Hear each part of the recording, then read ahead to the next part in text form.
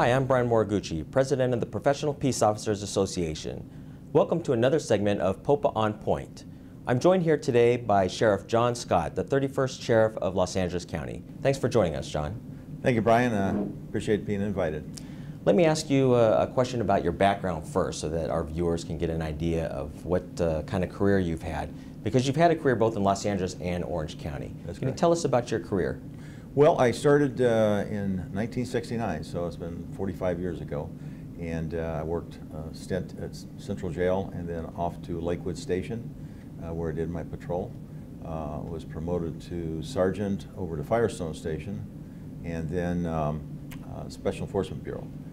Great assignment with a number of opportunities, which ended with Olympic planning in 1982 through 84 when the Olympics were here in Los Angeles. At that point, I was promoted to lieutenant and back to in Central Jail, and then to Firestone, Carson this time, which was part of Firestone originally. And there I moved up to the operations position and had a great opportunity to learn both the area and the politics and the community. And was asked to be a chief's aide, first for Chief Waller and then Chief Primesberger. And from that point, I went to the Office of Emergency Management. In 1994, we had the big Northwoods earthquake. So 3 weeks in the EOC, taking care of all those matters. And then from there, I went to Employee Relations, was asked to assist with some of the processes that we were going through. And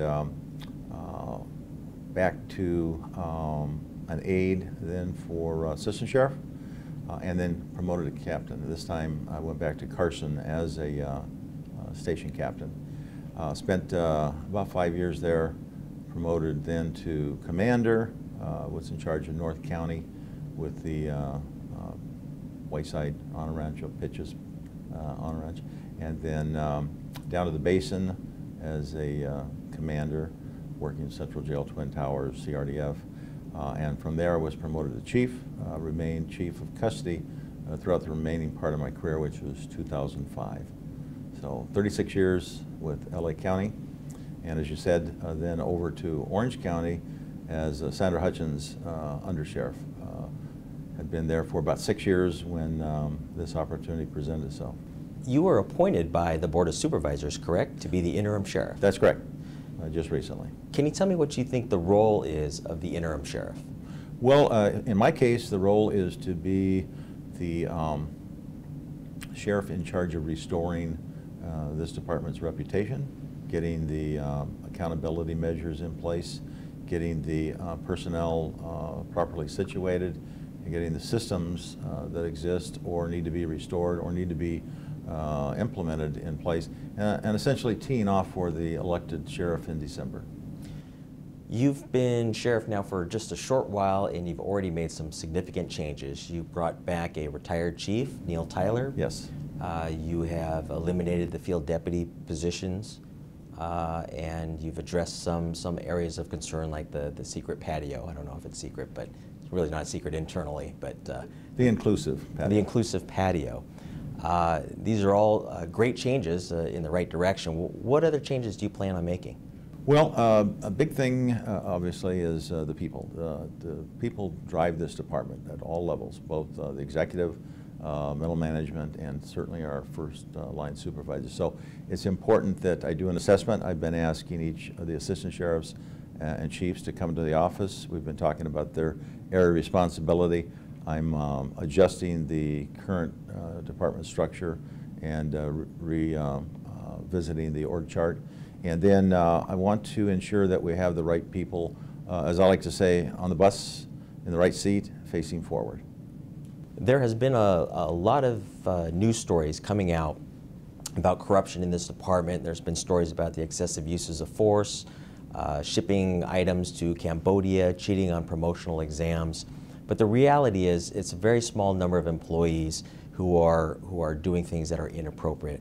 The vast majority of the employees of the Sheriff's Department are good, hard-working, and honest people.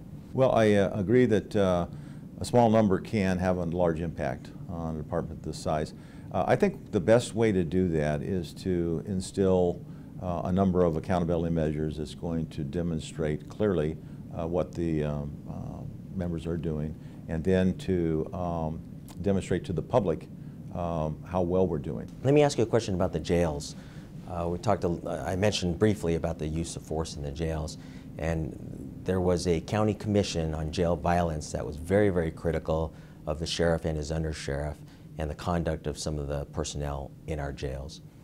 How do we fix those problems, or do you think that there is a problem in the jails? How do we fix the problem? Well, there definitely has been some problems in the jail that was pointed out clearly by the commission, but it's also demonstrated by the department in some of the things that we were doing along the way. I don't think enough was being done, and currently there is a great effort to implement measures in the jail that are going to correct some of the problems that were identified by that commission. As far as the executives, we hired Terry McDonald as assistant sheriff. She's recognized, across the land as a leader in the correctional arena.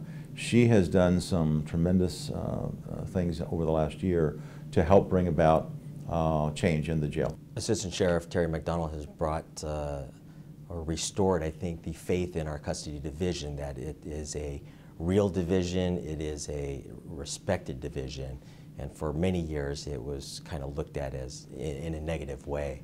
So she's done a phenomenal job, just like you said, her staff as well. So we appreciate what she's done. John, let me ask you about the dual track that the Sheriff Lee Baca instituted. What are your feelings about the dual track program? Well, I think it has some merit. I haven't studied it completely, so I can't say with a certainty just all the components. But I like the fact that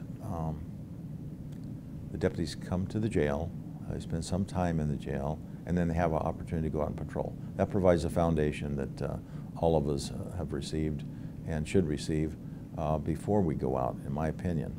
What I do like is that there are some that like to remain in the jail, but with the 214 rule that was in place, it was mandated that everyone go out. So I think having good corrections deputies in the jail that are interested in the custody assignment should be allowed to stay in the jail, and that having a dual track is a good mechanism, as long as there's an opportunity at some point for them to move over to the other track if they so choose.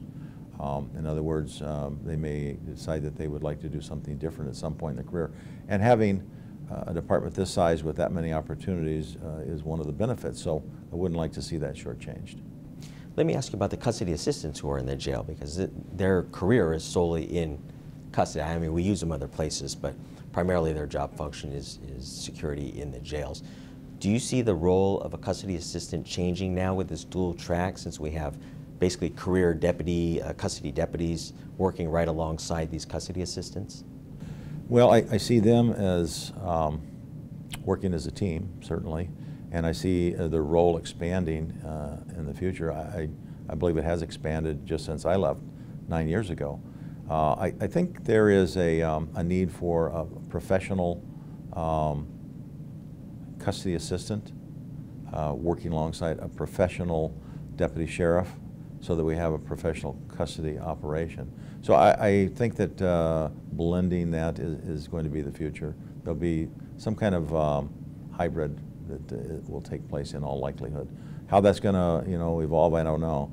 But I think when you put people into spots that are longer term, you find out that they have a better base for the operation, for any necessary changes, for the expertise that they develop. So I think maybe some kind of pay that is based on longevity, not just being there for a period of time, but being there and contributing substantially. There should be some kind of merit in that, and that would be a direction they might want to take a look at. One of the things we advocated for in our proposal on jail reform was to give the custody assistants a career path, because that is their real, I mean, that's their whole career there.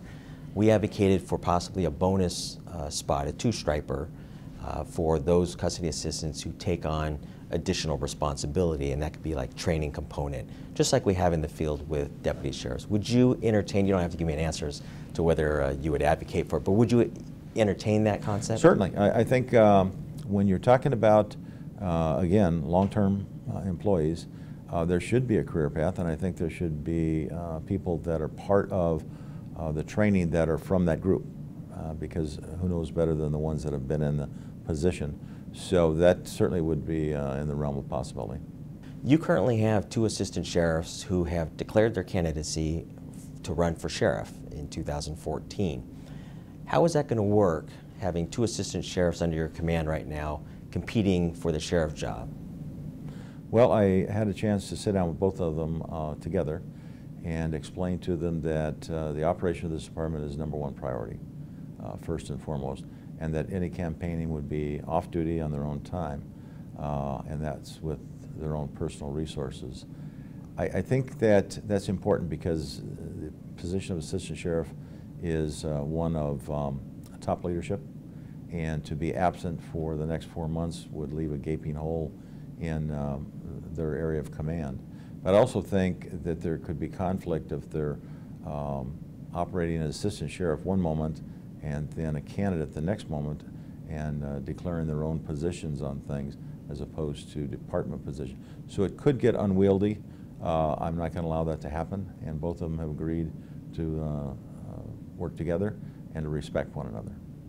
Let me ask you about carping. Carping has been a sore subject with many of the PPOA members as well as LASD members. It's a system that was intended to be short-term to save the county money, and our members cooperated with that.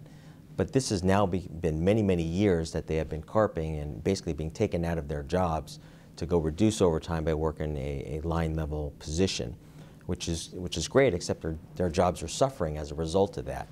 How do you feel about carping, and will you help us to eliminate carping? Well, first of all, carping, as you said, was supposed to be a short-term solution to a significant problem. Too often, short-term solutions become permanent. I asked my assistant sheriff in charge of the budget to take a look at carping and begin phasing it out. Now, that can't happen immediately, and it can't happen over a short period of time, but it can start to begin with some of our detectives in the field and those that are on the front line. I think what we end up with overall is a reduction in the workforce time. So if you have somebody carping on a 40-hour schedule, working 5 days a week, that's 20% of their work time devoted to carping. It's one of those things that became critical because of the budget and the necessity to find other ways to reduce the overtime and to handle the operation that was needed. But I think that if there's not enough people, we need to look at hiring, and then those assignments that can be used as overtime, we should be plugging that in. I just think that you're robbing Peter to pay Paul too often, and we suffer in the end because the work either gets stacked up or is not done to the degree that it should. I recognize that carping has been in place for a while. My intent is to try and reduce that early on, and ultimately I think it can be reduced and should be reduced completely. As interim sheriff, your term will expire in November of this year. Would you consider staying on with the LA County Sheriff's Department if the new sheriff wants you to stay on? Well, that would be a real honor, but it's not something that I'm prepared to do. I have a job in Orange County as undersheriff. I promised Sheriff Sandra Hutchins I'd be returning, and I also promised my family I'd be returning to Orange County. So as much as I'd like to, this is the opportunity that I'm taking to work the next 10 months with friends and colleagues and restore both the department's image and the systems and the reputation of being a premier organization. So I'll be returning to Orange County in December. So you won't even consider it if the new sheriff says, I want you to stay on in some capacity? No, I think that my time here will be well served. Like I said, I spent 36 years, the great years, and this has been truly an opportunity to come back and to work with many friends and colleagues. But I will be returning to Orange County. Are there any things that you plan on doing? I know that you've probably been inundated with all the problems on the department, and there's probably tons of information out there that you're trying to absorb right now. Is there anything you could share with us as to your next step, some major step? Can you give us the advance on this that we can tell our members this is what's coming? Well, I've been doing assessments both structurally with the organization and in terms of the command. So I have spoken with each of the assistant sheriffs individually. I'm working through each of the chiefs. I'm interested in what is occurring in their individual command and their individual plans. I also asked each of the captains to complete a SWOT analysis, which is strengths and weaknesses, opportunities and threats, and to give me what they see within their individual stations or facilities or bureaus in terms of recommendations. So I want to hear from them, the ones that are closest to the operation, but I want to blend that with the division chiefs and the assistant sheriffs so that we have kind of a global look at the department and a global plan that we can implement to make pretty quick corrective action. And that's going to take everybody working together. I've got the agreement of all of the executives and EPC to do just that, and I'm very pleased that they are looking at the department from the same perspective, that we have some issues, but we have some fine people, and given the right direction, we can right the ship, and that's going to be the next 10 months. So people, systems, and then the department image, as I spoke of. Great. You got your hands full. I do. If there is a message that you could give to our members, now is actually the great opportunity to send a message to them. So is there anything that you would like to say to our members? Well, Brian, thank you. To the membership, I'd like to say thank you. Thank you for what you do every single day. I know, having worked 36 years in this department, the fine and professional men and women that do the work, both sworn and professional staff. And it's up to me to provide you with the opportunities to do your job well and to continue demonstrating your value to both the department and to the community. But it's also up to me to demonstrate to the citizens out across the county what a tremendous group of people that we have working here, and that the handful that you've been reading about in the paper are the exceptions, not the rule. And so being a PPOA member myself, I appreciate all that you do as an association, but I also appreciate not just all you do as an association, but how you do it collectively to better the department and take us to the next level. So thank you. Sheriff Scott, I want to thank you for joining us today. We appreciate you taking time out of your busy schedule to be with us. Well, thank you very much, Brian. I appreciate it, and certainly anytime. This is, like I said, an opportunity. It's daunting, but it's rewarding at the same time. And we're going to do this because it is doable. This has been another segment of PPOA On Point. Learn more about us by visiting our website at www.ppoa.com. You can contact us via email at info@ppoa.com or by phone 323-261-3010. You can also connect with us through our Facebook page by searching LA County PPOA or follow us on Twitter @LAPPOA.